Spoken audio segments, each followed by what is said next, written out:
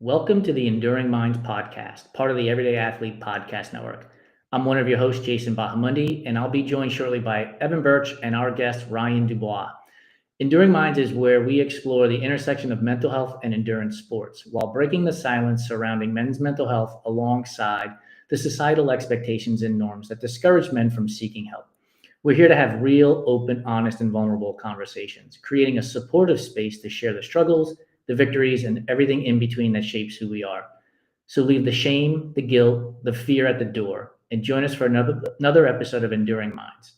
If you are new here, we are on our 9th episode. All previous episodes are on the Run Try Bike YouTube channel and on the Everyday Athlete Podcast Network on your favorite podcast platform, alongside 8 other incredible shows, which is growing rapidly, which means that there is something for everyone. So go check it out, Everyday Athlete Podcast Network on your favorite podcast platform. And when you're there, please be sure to subscribe, rate, review, and if you use Spotify, comment on our episodes, as this helps us grow the podcast and be able to tell more incredible stories.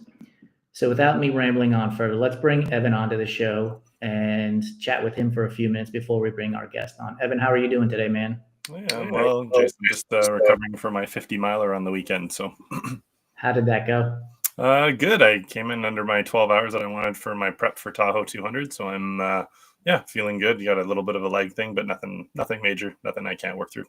Awesome. Good to hear that you've come through and you're making your way towards Tahoe, which I'm super pumped about, because as some of you may not know, that was the very first place I actually met Evan in person after at least 2 years of engaging in conversation via the internet. So it'll be cool for you to go back there and put your training to the test for sure. Absolutely. So I'm going to be bringing on a gentleman by the name of Ryan DuBois here in a second, and I'm excited to have him join me. I met Ryan on LinkedIn, and honestly, like many connections we make, I have no idea how that came about, but it is one that I'm extremely grateful for because of what he shares on LinkedIn. There is a connection between his why and the doing, which is not something you get with a lot of social media posts, especially on LinkedIn. In 2021, he found himself at a fork in the road and had to make a decision in which way to go. He chose a Spartan race, which has transformed his physical life. But Ryan, like many of us, have found out that in areas outside of running that we are greatly impacted. For Ryan, it is being a father, an entrepreneur, and a person looking to take one step forward on a daily basis. I'm excited to get into this conversation, so let's not wait any longer and let's bring Ryan onto the show. Hey, Ryan, how you doing? Good. How are you? I'm fantastic. Hey, by the way, I didn't ask you in the green room, but did I pronounce your last name correctly? It's good. I say DuBois. I think it's been Americanized somewhere along the chain. I don't know. It's as far back as I know. It's just DuBois. But DuBois is fine. I almost always, and I say almost because I didn't do it this time, ask how to pronounce people's last names, because with one like Bahamundi, it gets butchered often enough that I always try to make sure I get it right. So DuBois is what it is, and that's how we'll go forward. I'm going to jump right into, because this show is about just having conversations and being open and honest with each other. And when you sent me your email with your images, the very first one that I opened up was of you and your dad. And it hit me right in the feels. And I have to wonder why that was a picture that you decided, of all the pictures that you have on your phone and on your laptop and everywhere else, to include in the email. Way to go right for it, Jason. Appreciate that. Listen, that was so that's a picture of my grandfather. Okay. But you are right on that was my father who raised me.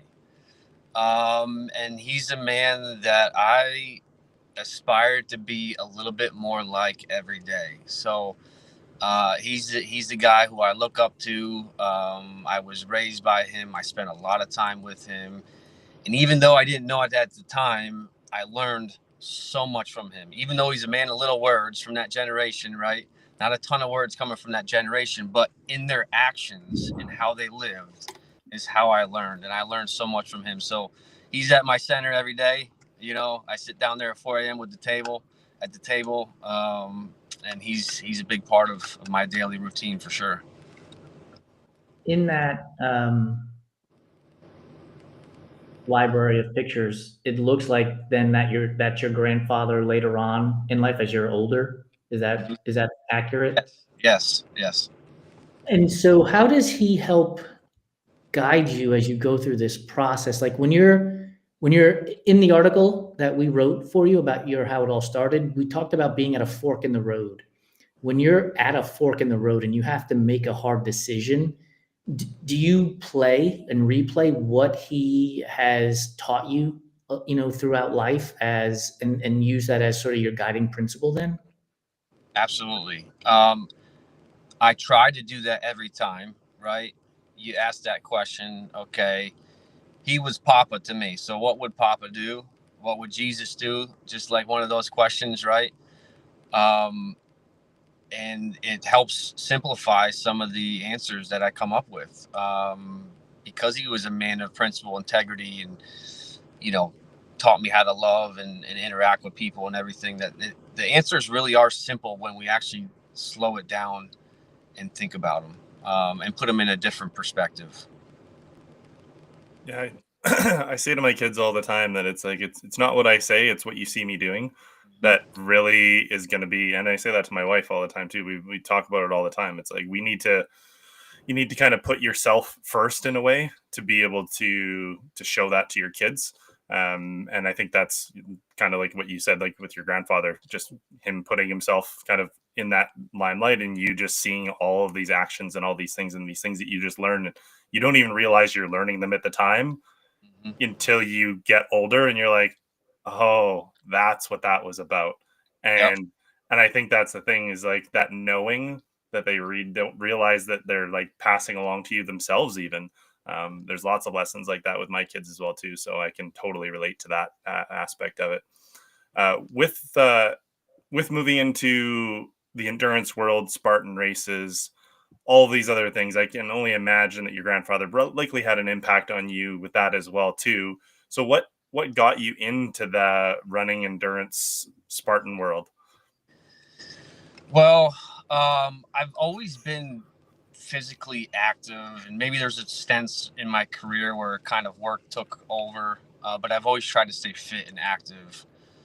And then it came down to like a timing thing, where I just wanted the overall better workout. I wanted to challenge myself. I was a semi good athlete in school. I probably should have went to college for it, whatever. But now later on in my life, it's doing those challenges, just exactly like you said, um, to be an example for my kids and my family. To that healthy isn't hard if you make the daily decisions to stay healthy, and that's not just physically that's what helps with the other things, right? But it's just making that daily commitment to being physically active and staying healthy. In that answer, you said that you should have gone to college, but whatever. And you kind of just dismissed it and swept it under the rug really fast. And I'm no journalist, but that tells me that there's a story behind that statement that you swept it under the rug really fast. Is there a story that you're willing to share with regards to that? And it, because it kind of felt like there was some regret in not going to college to play ball. Yeah. So I mean, earlier on in my life, I have used the word regret before, for sure. I don't use that word anymore because, man, I'm truly blessed. And because of all the things that happened, because I didn't immediately go to college, I mean, it's a snowball effect of good things in my life. I mean, I started a family. I was a father of four by the time I was 20, right? So I was 18 years old, married, two kids, and then two very shortly after that, um, which led me on to my path of entrepreneurship and business ownership and my career, which, Jason, how you know well some of my career path up to this point, but that's what led to launch. Was that, man? I had to make it happen. Either that or we don't eat, right? Yeah. So it's going from high school sports to full time adulthood with a mortgage and a new house and all this kind of stuff, right? So that's kind of been a little bit of my mantra too, is like, hey, we're going to figure this thing out. I don't, maybe that's the confidence piece too, is like, I had to, it's either that or you don't survive. Right.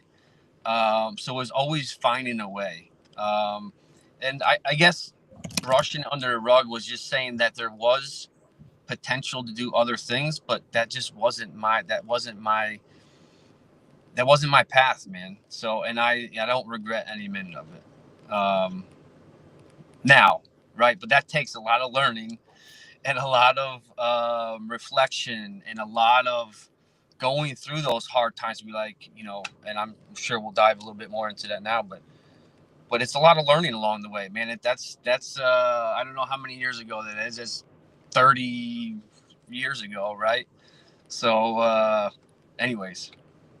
No, and I fully understand all of that stuff. And it took me a long time to understand that regret is a waste of energy. Like you're constantly looking backwards instead of making the changes that go forward.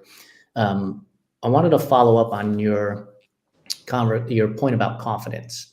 Lori and I, my wife, we were driving this past weekend, and she made a statement about the confidence that she has sometimes may not be that great, because she's like, I'll just go do this thing. And if it fails, so be it. I'll go do the other thing. And sometimes when you're going through the thing, an anxiety might build up, right? Like, oh my God, this might actually fail. And so you have this anxiety, but your confidence has been built up for so long that you're like, I'm willing to go for it. Nothing catastrophic has happened so far.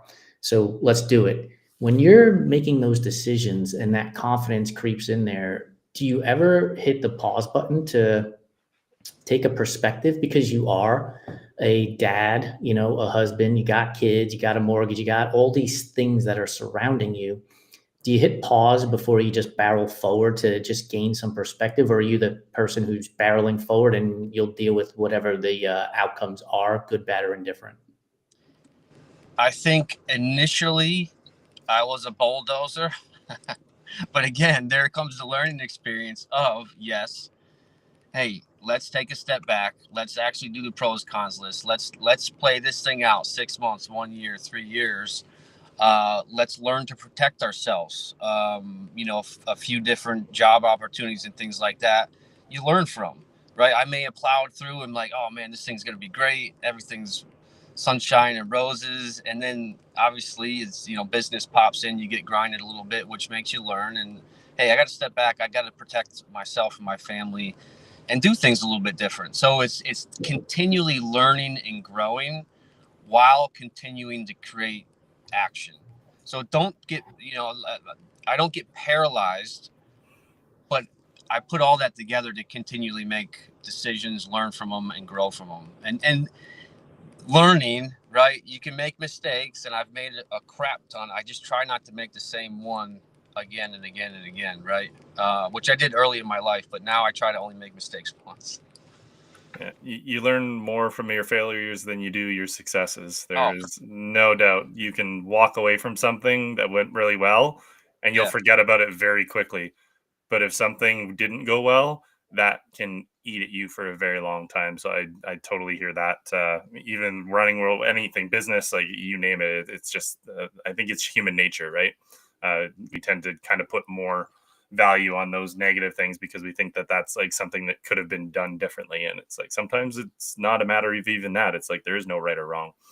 I want to go back to the regrets piece because I think like the way that I've always coined regrets is like regrets is unrealized potential. It's like you knew, like by saying you had regrets, it's like you knew you had the potential to play ball in university, college, whatever it is. It's like, so that's what it is to me. It's like when you have that feeling, it just means that there was something that was there, but something else had to go in front of it. And like you said, growing up, basically you had to grow up and raise kids at the same time as growing up. Like male brains are not developed until age 26. And I can relate to that only because I came into emergency services at age 18 and I had to grow up through living through trauma and other people's trauma for 8 years. And you grew up raising kids and like you said, surviving, like you use that word. And I think that's such a unique aspect that people don't realize. It's like you were growing up too. and you were trying to raise these little humans. I mean, I have 2 girls as well, so it's like I know what that is. I had them a little bit later in life, but trying to kind of come to grips with that and understand that it's like you had to put something aside because another choice got made, and now it's like I'm responsible for these little humans that I need to put the best example forward. In order to do that, I kind of have to put myself on the shelf for a while, which is not an easy decision to make. So how did you transition away from, I would say, kind of living for just yourself, and now you're living for you, your wife, your kids? Like, how did you transition into that? Like, was that an easy transition for you because of the way you grew up with your grandfather? It was an easy transition for me. Yes, because of the example that I had and I learned from. I didn't know it at the time either, but I look back and it was easy. I think probably because I was madly in love with my wife, and it was. I say I was. I'm not saying I was. I still am madly in love with my wife, but at the time, things are easier when you have a different mindset, and it's just like, hey, I'm going to make this work. We're going to make this work. I'm 18 years old trying to get apartments, buy houses, and all that kind of stuff. People don't sell houses and rent apartments to 18-year-olds, right? But of course, it was different age back then, right? So I could get a house at 18. I don't know if you can do that nowadays, but anyways, there's a way, and it was just like we're either gonna win or we're gonna win, right? There's no losing here. We're gonna figure out a way. I guess it was just easy because of the mindset. And when you're super passionate about something, all the stuff kind of falls into place. Maybe not the way that you'd like it, maybe not pretty, but when you have that passion and you have that love and everything, it does seem easy at the time. Looking back, it definitely wasn't easy, but it seemed easy at the time. You mentioned the mindset. Does that mindset help you within the realm that you went into with the endurance sports? For sure, because I mean, like you said before, there's so much untapped potential in human beings as a whole, let alone what I know I have inside myself. Just learning, just tapping into this world a few years ago and seeing what people are doing at the ages that they're doing. I'm like, man, there's so much more room for growth for myself. And, I'm into my 40s and everything, but I see, like, even last week at that Cocodona 250, I'm watching some of those guys, and, I like watching Cam Hanes and all that kind of stuff. I see him, he's 57 years old, and that's just inspiring what we can do. So there's just a ton of untapped potential, and I see that. I'm like, hey, man, well, why can't I do that? Right? I can, right? As long as I put in the time and the daily effort, I can do that. I'm not saying I can't do it. It's just going to take some time and effort. I don't know if you felt this, but when you talked about being madly in love with your wife, the smile went from ear to ear and teeth showed, which is a huge indication that what you were saying was not fabricated. And I wonder what that support means to you when you go out and you're making decisions about life, about, do I pursue this job? Do I pursue this path on during the entrepreneurial phase of the startup or whatever it might be, or exiting for that matter? What's it like to have that support? Because for me, oftentimes I see men trying to pretend like they're not in love, like trying to not say how in love they are with their wife, as if they're doing it all on their own, as if they're the only thing that matters in the relationship. But you did it, it seems subconsciously, but you talked about it. And so I wonder what it's like for you knowing that that support is there to go and make the decisions that you are making on a daily basis. It's the best feeling in the world, Jason, because if it wasn't for my wife, I'd probably be dead, in jail, or I don't know where the hell I'd be in my life. Like, she is the true angel sent from above that probably should have left me 700 times, but she stuck with me. We've been through everything together, and I just know the things that we went through and where we are right now in our relationship. It gives me the utmost confidence that she's going to be by my side, and we're going to make decisions together. When before, maybe I used to, that bulldozer comment earlier, maybe I used to bulldoze through some things and did it without, checking with her or whatever, or getting full support, and it didn't go well. You know what I mean? So it's, again, learning, but now we have that collaborative relationship that we've built up over 24 years. And it gives me a ton of confidence.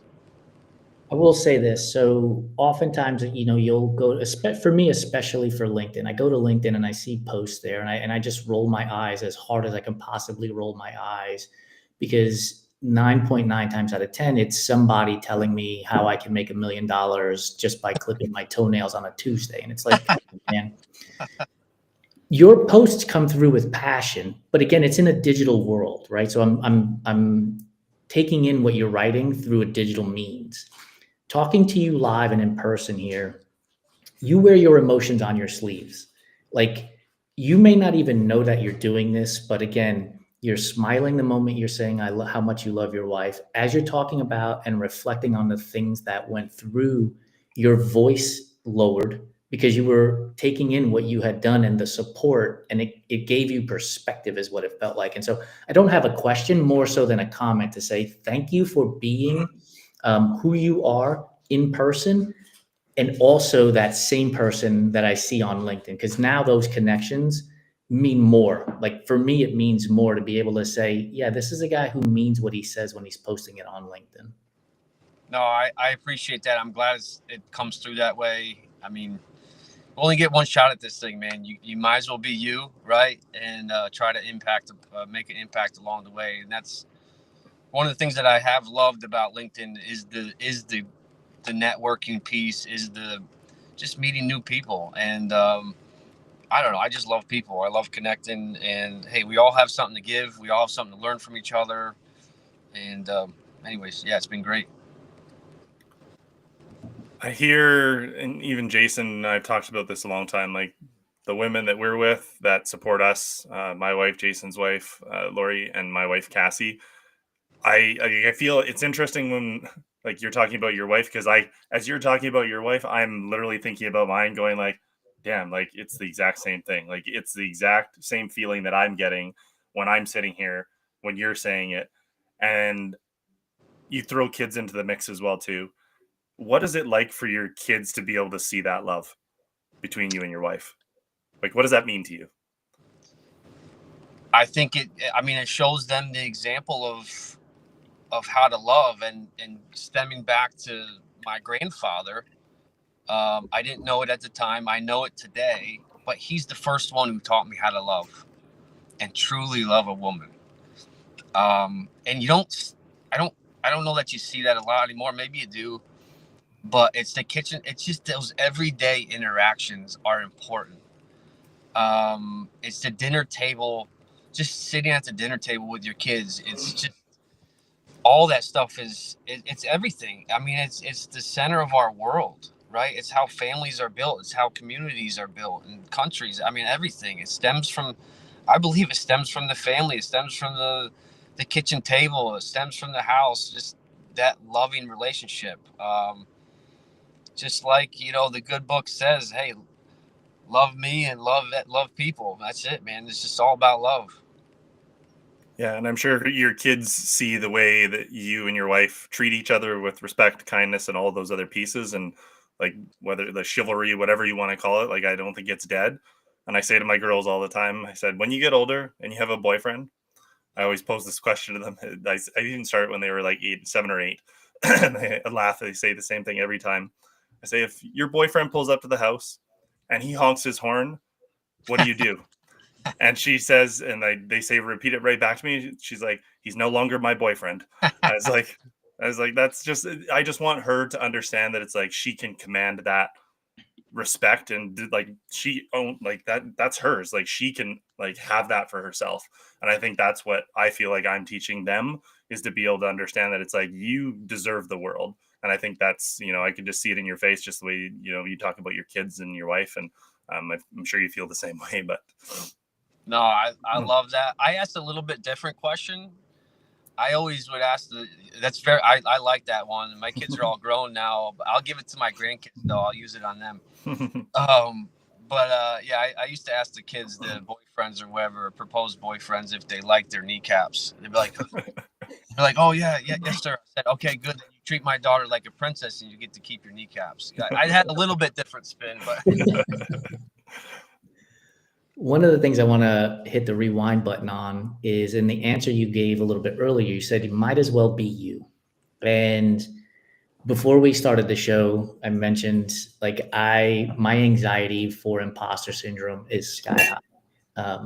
Every time we post something on the Run Try Bike website, social media pages, wherever, my anxiety is through the roof because I'm hoping that it connects to somebody and I'm hoping that that somebody comments. And oftentimes I'm disappointed because most people are, for whatever reason, too busy. I put that in air quotes for those listening, to take the time to comment. Like, it's easy to double tap and scroll, but it takes a moment to comment. And that to me is where I live. I live in the comments because that feeds me. Tell me about your reactions. Maybe go back a few years ago for posting on LinkedIn and today. And are they different? Was there imposter syndrome a few years ago? Has that continued today? How do you deal with it if it does continue? How did you deal with it back then? That kind of stuff. Yeah, I would say that LinkedIn was always an online resume for me, and I never really used it to how I'm using it currently. And I was always nervous to even post anything, to put anything of myself out there, really, or even like anything, because I had like this whole thing about corporate culture and like corporate organizations seeing what I liked or what I commented on. So there's always some sort of fog there around that. And it wasn't until about a year, maybe a year and a half ago, I started posting and commenting and everything. And I will say that it was slow at first. So I think there might have been like maybe some surface level stuff in the beginning, right? Just kind of scratching the surface, not really getting deep. But then I started transitioning and I started reading more. I started interacting more and seeing how people were communicating. I'm like, oh man, the more vulnerable you are, the more deep you get, the better this thing is, right? So then it started unlocking another level, and I just started. Not that I wasn't me before, but I started being more open to be like, hey, it doesn't have to be this corporate, pretty buttoned up picture, online presence or whatever. You know what? It is what it is. I'm me. And guess what? The people who hire me and I work with want to work with me. So like, it is what it is, and and it just, I don't know, that kind of opened up maybe about a year ago, and it has been unlocked other doors, which obviously led me to meet people like you, right? I started branching off into what does athletics and leadership and my business world have to do? How do those mix? Well, yeah, they're actually hand in hand. And it's actually a beautiful community of the athletic world and leadership world. That's just, it's great. But I just made that connection like probably about a year ago. How do you then block out the noise, right? Because these platforms are filled with all kinds of noise. And as I was asking or thinking about asking this follow-up question, I wondered if your grandfather was giving you lessons about blocking out noise. And look, 30, 40, 50 years ago, and when your grandfather was 18, none of this stuff existed. And so maybe blocking out noise was a little bit of a different scenario, and you were able to bring it into the 21st century in a digital world today. But how do you manage to block out the noise so that you can be true to yourself, so that the people that work with you are getting the Ryan DuBois that they see and not the one that is underneath that level? Oh man, that's a tough one to unpack. I think you can kind of sniff some of that stuff out nowadays. You can kind of, you can tell how people interact, and I don't know. I think LinkedIn's been pretty good at helping with that too. Maybe something with algorithms or some crap. I don't really know, but I tend to only connect with people who I want to connect with, and I'll send them a personal message. So if somebody and I don't just do random connections and just start connect. So I think maybe limiting my connections at the same time, not for just I got 1,000 connections or whatever. Okay, who cares if you only interact with 55 of them, right? So I think it's being intentional about the connections that you have, the connections that you nurture and stay in touch with, and just keep. And then also the energy that you get from it. Are these energy giving or are these energy draining connections?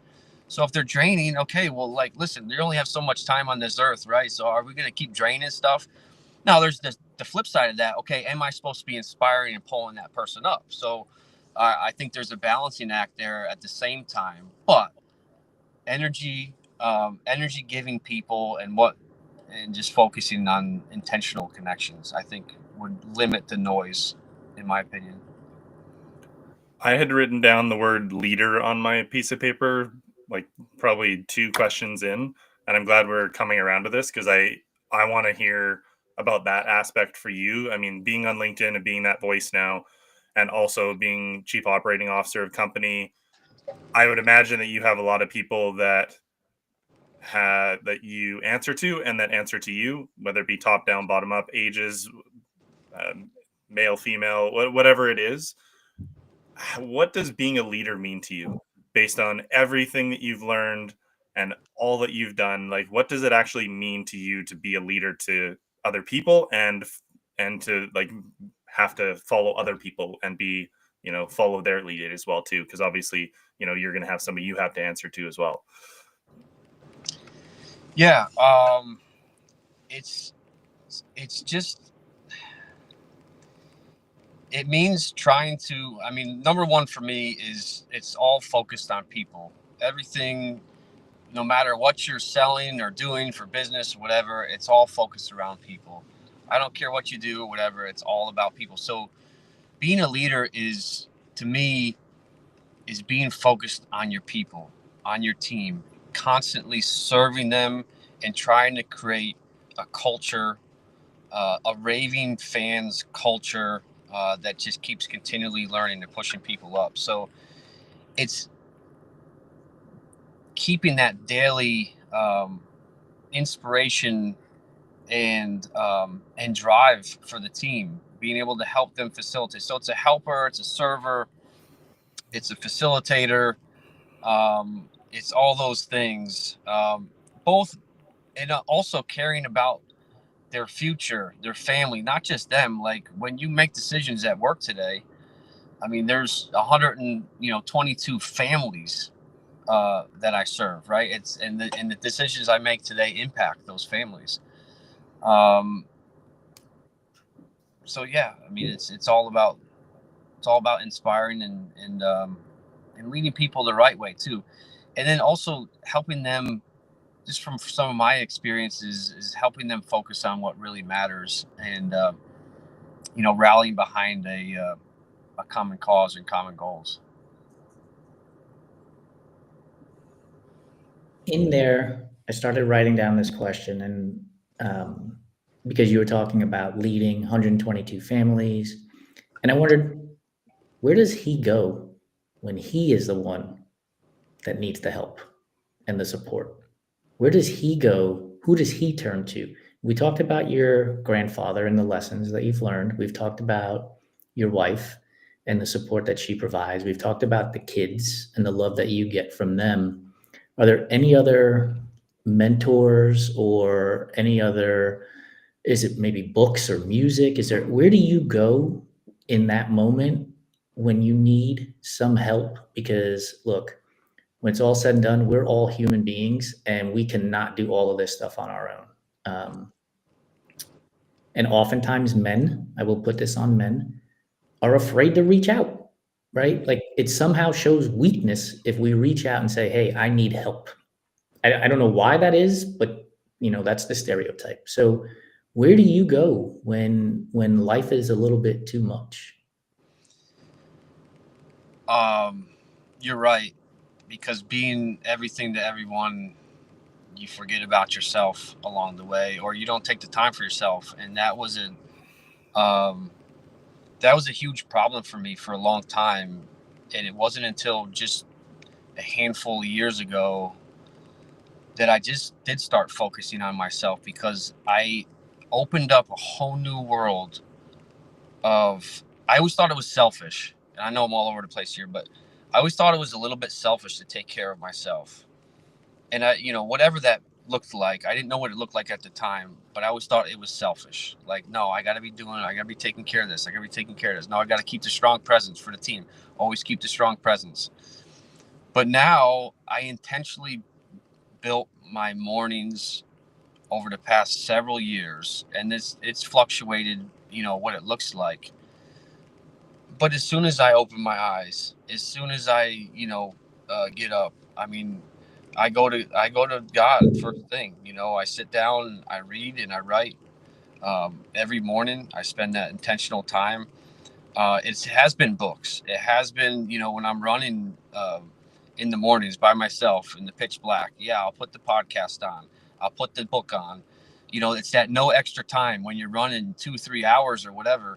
That's a lot of time to think too. But yeah, tapping into the resources that are available. And I've done a lot of programs, audio programs. I mean, Tony Robbins has been a big part of that too, of the mindset shift. So I've done a lot of that type of work, a lot of leadership training through the Entree Leadership guys. So it's continually learning and growing that way too, because we're never done, right? And then it's linking up with people who are going to push and challenge you. Whether it's a group in my own neighborhood, we got 3 or 4 guys in the neighborhood. That it's not just physical stuff we do. We also get into some life stuff too, and help each other out, and have those vulnerable conversations. And yeah, and stuff like this too. So I mean, it's that's where I go now. When you talk to your buddies, the 3 or 4 guys that you link up with in your neighborhood,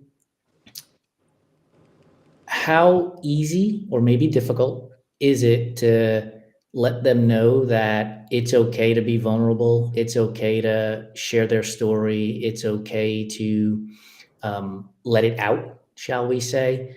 And the reason why I ask that is sometimes, maybe a lot of times, I think we say these things and then nothing ever happens from them, right?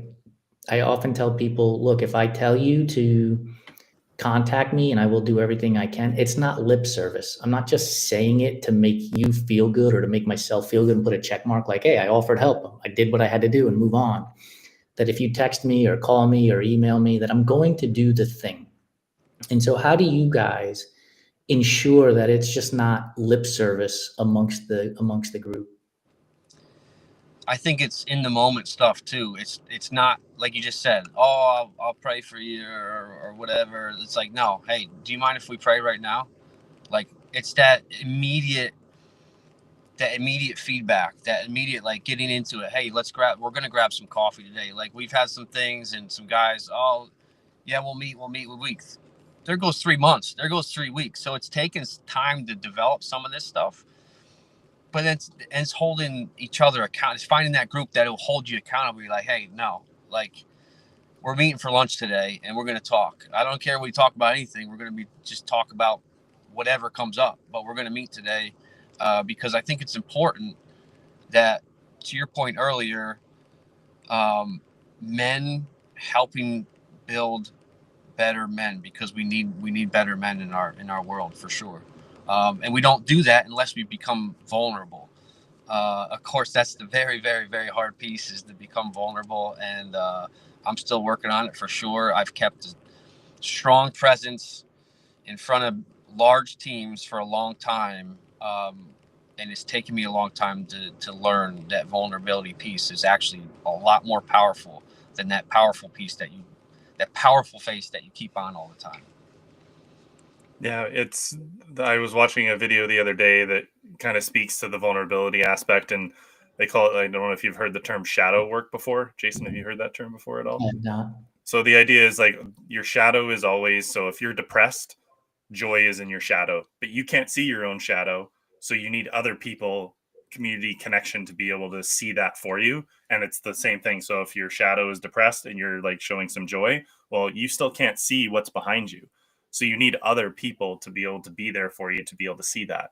And I think that's what I think is missing. And I mean, I'm turning 40 this year, so I'm not going to say it's like it's harder to make friends when you get older, but it's true. I think it's you don't have those same like high school, university, college, sports teams. Like sometimes you're moving away from those things. You don't have those immediate connections. You really have like the people you work with, and maybe like the people in your community.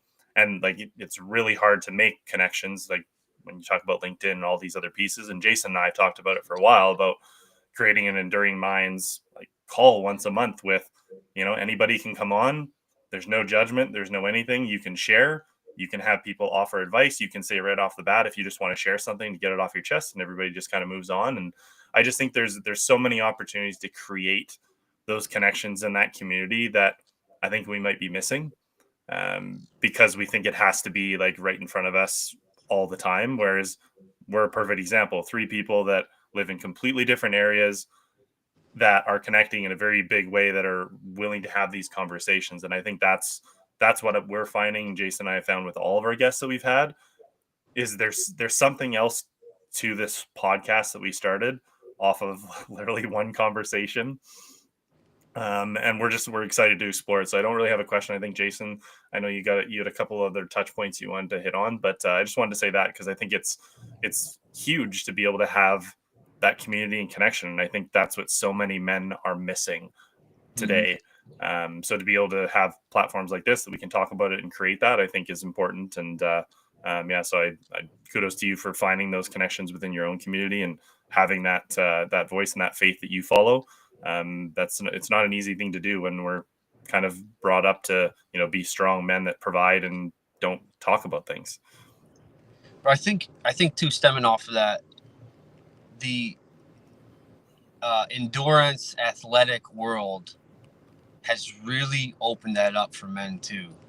I've never seen it before in my life. This community that takes these friendships to another level. I don't know why. I don't know what it is. Like I've been on sports teams and all that kind of stuff. Maybe it's because we're doing such hard things that it like just unlocks like, oh yeah, I can say whatever I want. I just did a 250-mile race or whatever, and I almost, you know what I mean? Like I don't know if there's something in that just unlocks different levels in men, to create deeper connections.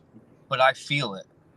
Even on LinkedIn, even in this virtual world too, I've linked up with so many athletic leaders that have the same mindset of like, this is what they want to do. It's cool to be a part of it, and it's very inspiring, because you are right. It is very dark, and you can go down that solo road where you're sitting on the couch and you're watching TV and you're drinking beer or something. You know what I mean? Like just like isolation, trying to deal with yourself stuff on your own. And before too long, then you're overweight, all this kind of stuff, and then you're really solo because you're not a part of anything other than the football game that's on or whatever. Basically, you know what I mean? Like it's just a whole different world. So I've been very grateful for that too. Because, anyways, it's something I'd never seen in my life before. Yeah, and I think to mirror that, I think the phrase that I heard was like the catch up culture, where if you say you want to go for a coffee with somebody, all you do is talk about like what you've been doing and like where you're going and what's happening, but you're not creating any new memories. Mm. So for me, it's like I'm making a point now of if I want to do something with a friend or something, like we go actually do something, because you don't have that like from like I think about the times when I was in junior high, high school, like growing up as a young adult and going out and doing things. And I think that's what that endurance community does, because it's like we're sharing these like I mean I run 200-mile events, like I'm sharing this time with like 4 days in the bush with all these people, and you just have this like you're like yeah like me too, because you're like you're all in it at the same time, but you're creating memories together. And I think that's what's really missing. The catch-up culture is great if you want to go for a coffee, but if you want to like really get vulnerable and connect and like grow, you got to create new memories. Yeah, that's good. So this past weekend I was in Flagstaff and I went running with one of the social media managers for Catula, who's a client of Run Try Bike. And first of all, we're at 9,000 feet, and I live in LA at sea level, right? So we're going up Mount Eldon, and I just can't breathe. And I'm like, dude, you got to slow down, right? We had to stop and slow down. And I was raw, I was open, I was vulnerable in that moment, right? I couldn't be tough to say, let's just keep powering on, because there was no oxygen for me. And I think in that moment, it's a great example of what we are talking about here, because we're raw and we're vulnerable, and it becomes a shared experience. I played high school football. I didn't play high school basketball. I didn't play high school golf. I didn't play college football. So I don't have that shared experience. I can't take my experience of playing defensive back in New York in 1990 or 1990. Yeah, I graduated high school in 91.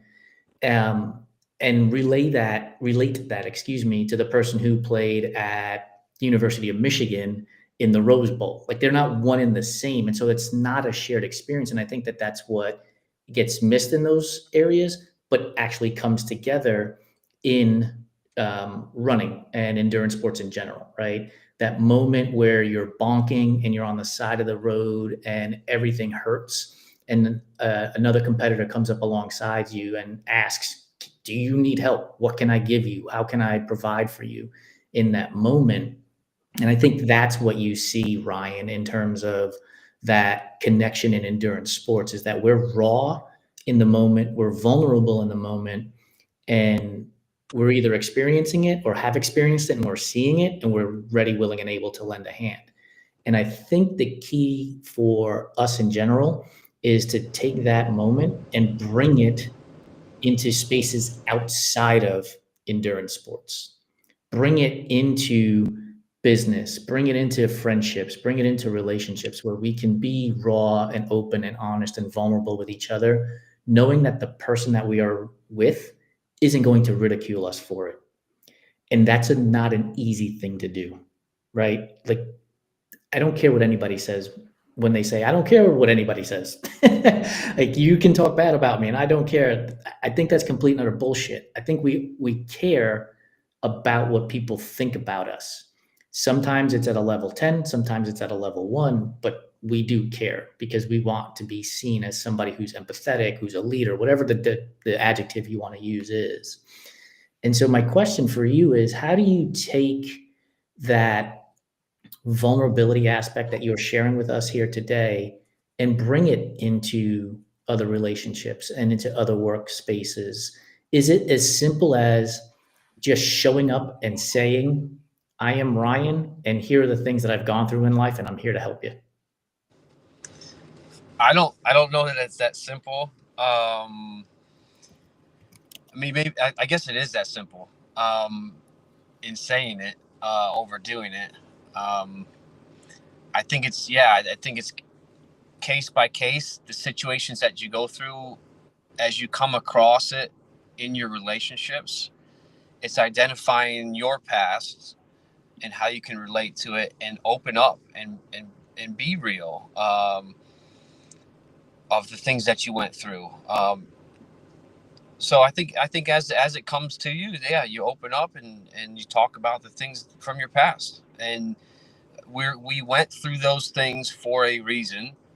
And I believe since we came out the other side, that reason is maybe to help somebody get through a little bit quicker, that they don't have to go through as much pain as you went through. So that's why I went through the things that I went through in my life. So when the opportunities arise, I don't know that I just, blast everything out there and say, hey, here's my life's resume and all the crappy things I did.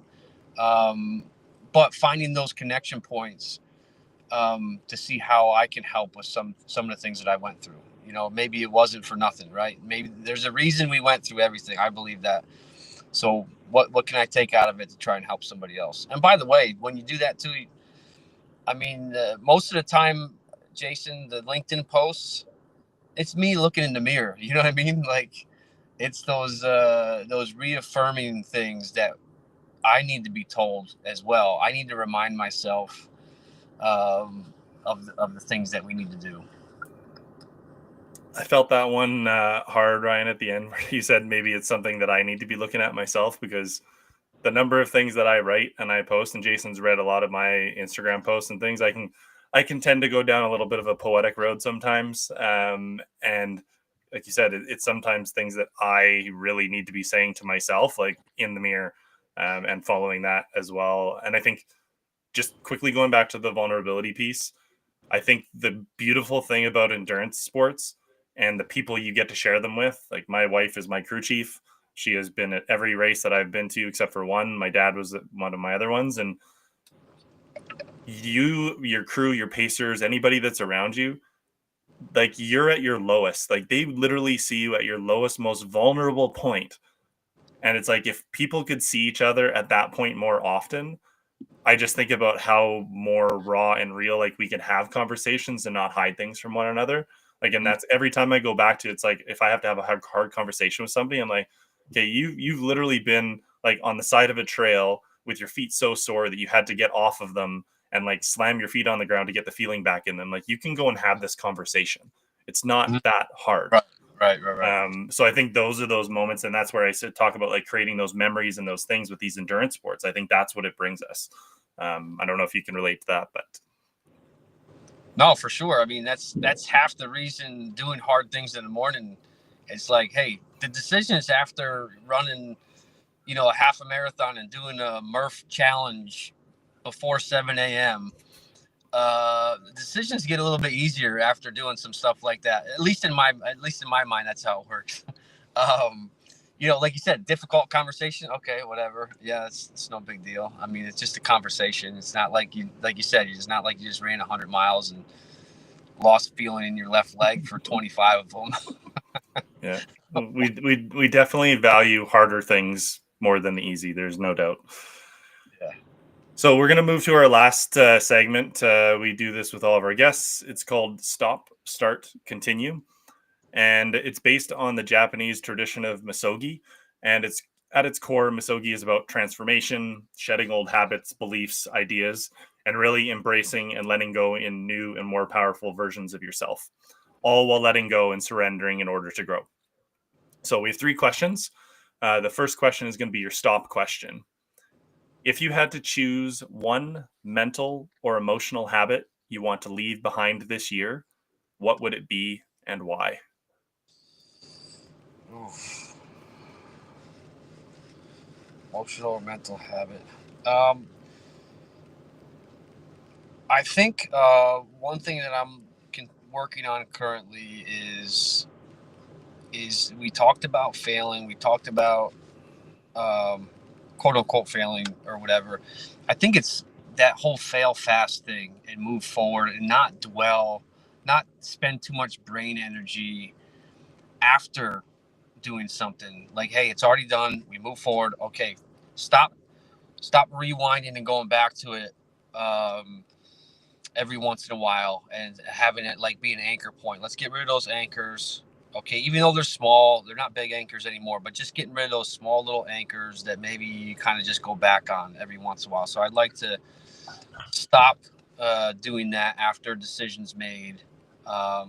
We can learn from it, but let's learn to move forward quickly. So I that's the one thing to stop. Okay. Yeah, the phrase that popped into my mind when you were saying that was fail forward. Mm-hmm.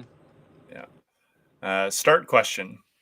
If you were to commit to a radical mental shift this year that would force you to grow in new ways, what would it be and why? Oh, radical mental shift. Something you want to start doing. Jeez. Jason and I are smiling because every time we ask these questions, the whole intent of these questions is to be deep and to have our guests like truly think about like all the conversations we've had and the questions that we've asked and just like really think about it. So take your time.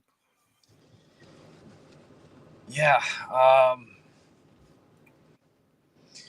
start, all this positivity and the strong presence, everything, I would start to have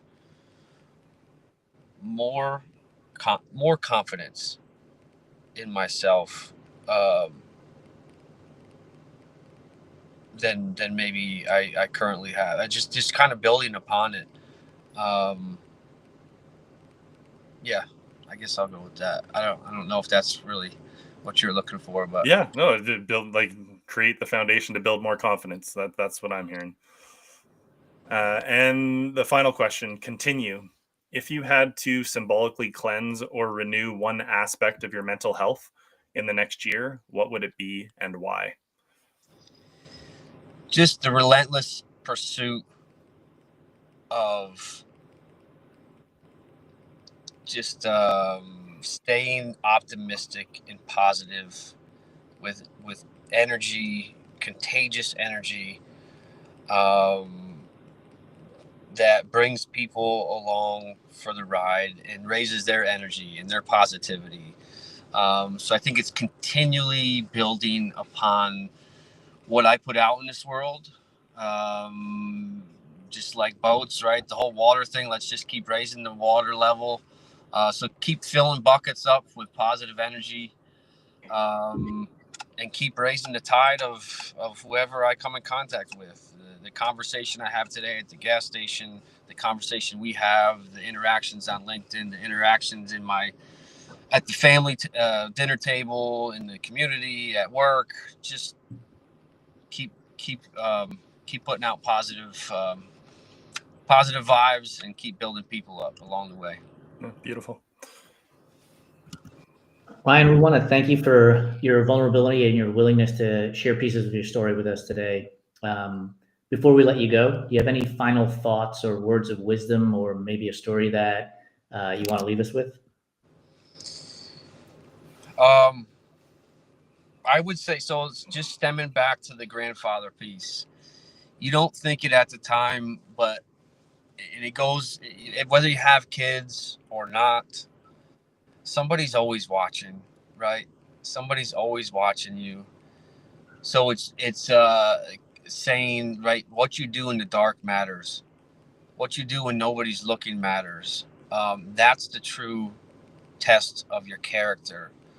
So just encourage people to do the right thing always. Man, you got one shot at this thing we call life. Make an impact today. Make a positive impact on somebody's life. Smile, make eye contact. People don't do that anymore, right? People will be blown away if you make eye contact with them and smile. They will be blown away. And guess what? You may change that person's life forever. They may think that they weren't even noticed today. And they say, oh, wow, somebody has noticed me and say hi to me. Man, they may be going to do something crazy with their life, and you may just make it. That's how simple it is to make a positive impact in this world. I believe the power of one. I believe if we all make a vow to impact one life today, we change our world in, like, I think the multiplication is like 28 days, something crazy like that. If we all impact one at a time, and we keep multiplying. So it's so powerful what we can do. We're only here for, I don't know, at the most 100 years, right? Maybe 20, maybe 50, maybe 60, maybe 100. Make the most of today. It's taken me a long time to realize the impact that we can have. And don't go too long without taking care of yourself. It's the whole oxygen mask thing. I know it's old and it's been said billions of times, but it's so true. Take care of yourself, so that way you can take care of everybody else. So you can be the best version of yourself today. And that's the whole beauty of getting up and doing hard things and taking care of yourself, so that way you can be a light in this dark world. Keep shining. That's awesome. Appreciate that. So where can people connect with you and with all of the things that you're putting out into the world? Yeah, love to stay connected on LinkedIn. It's the only platform I'm on. I don't do the other social medias or anything like that. No knock on them. I don't know. I kind of get sideways a little bit and waste time. But anyways, find me on LinkedIn or RyanDuBois.com. Appreciate you, man. Thanks for coming on the show. We'll talk to you soon. Thank you, guys. Appreciate you. Keep doing what you're doing. Thank you. On behalf of Evan and myself, I want to thank you for joining us on Enduring Minds. We are a proud part of the Everyday Athlete Podcast Network, one of 9 incredible shows. Please be sure to subscribe, rate, review, and leave a comment, as it will continue to allow us to bring incredible guests like Ryan DuBois onto the show, who will share their captivating stories to the Enduring Minds community. We appreciate you, and until next time, let's continue going